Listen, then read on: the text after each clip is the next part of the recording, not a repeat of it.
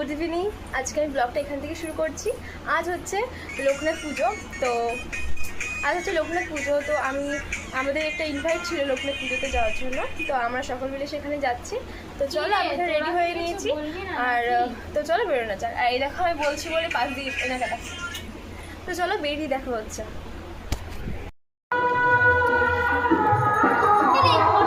তো দেখতেই পারলে যে এতটা সাউন্ড হচ্ছিল, তার জন্য আমি ভয়েস ওভার দিতে বাধ্য হলাম। তো ওখানে পৌঁছে গেছি। আর তো চলো ভেতরে ঢোকা যাক, ততক্ষণ তোমার সিনেমেটিক শট এনজয় করো।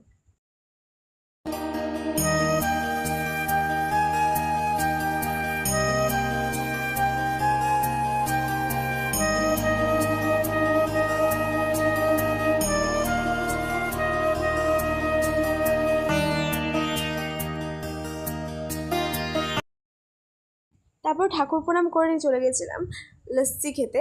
আর এই লস্যিটা এত সুন্দর ছিল কি বলবো, কিছুটা গন্ধরাজ লেবুর ফ্লেভার ছিল আর খুব টেস্টি ছিল। তারপর ওখান থেকে চলে গেছিলাম গান শুনতে। আসলে ওখানে বাউল গান হচ্ছিল। আর এখানে যেহেতু বুফে সিস্টেম হয়েছিল, তাই এখানে সবাই দাঁড়িয়ে দাঁড়িয়ে খাচ্ছিল আর গান শুনছিল।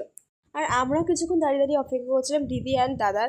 ওরা বলেছিল যে আমরা আসবো, তারপরে তোরা খাওয়া দাওয়া করবি। আর তারপরে আমরা গানও শুনে নিচ্ছিলাম এখানে দাঁড়িয়ে দাঁড়িয়ে।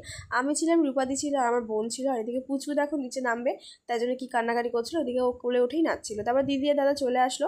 তারপর আমরা এখানে খাওয়া দাওয়া শুরু করে দিয়েছিলাম। এখানে ছিল পনির পাসিন্দা, ছিল চাটনি, তার সাথে কড়ুশুটির কচুরি, চানা, তার সাথে ছিল ফ্রায়েড রাইস, আলুর দম, একটা পনির আইটেম। তো খাবার দাবার তো বেশ ভালোই ছিল, আর যেহেতু প্রসাদ ভালো তো লাগবেই। আর আমি এদিকে একবারই নিয়েছিলাম, যেহেতু আমি বেশি খেতে পারিনি। আর একটু ফেলানো হয়ে গেছে, ফেলতে আমি চাইনি, কিন্তু না আমি আর খেতে পাচ্ছিলাম না। তো আমি এদিকে পুরো প্লেটটাকে একদম সাজিয়ে নিয়েছি। আর আমার না প্লেট সাজিয়ে খেতে খুব ভালো লাগে। আর সত্যি কথা বলতে আমার প্লেট সাজানোই খুব ভালো লাগে।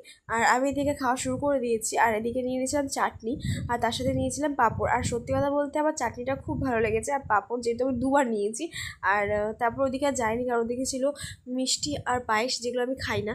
তো খাওয়া দাওয়া কমপ্লিট করে চলে গেছিলাম ঠাকুরের কাছে লাস্টবারের মতন প্রণাম করতে। আর সত্যি কথা বলতে ঠাকুরটা আমার এত ভালো লেগেছে কি বলবো। পাশে ছিল গোপু সোনা। তো চলো, তারপর সবাইকে টাটা করে সবাই মিলে ফটো তুলে চলে গেছিলাম বাড়ির দিকে। তো চলো বাড়ি যাওয়া যাক। 7:40, আর এখন আমার মেকআপ তুলতে এসছে। আমার হয়ে গেছে, কিন্তু এরা এতক্ষণ আমরা লাগেজ গোছাচ্ছিলাম, কাছে যেহেতু সকাল সকাল বেরোতে হবে। তো ভিডিওটা এইটুকুই থাকছে, দেখা হচ্ছে নেক্সট ভিডিওতে। আর ভিডিওটা কেমন লাগলো অবশ্যই কমেন্ট করে জানিও।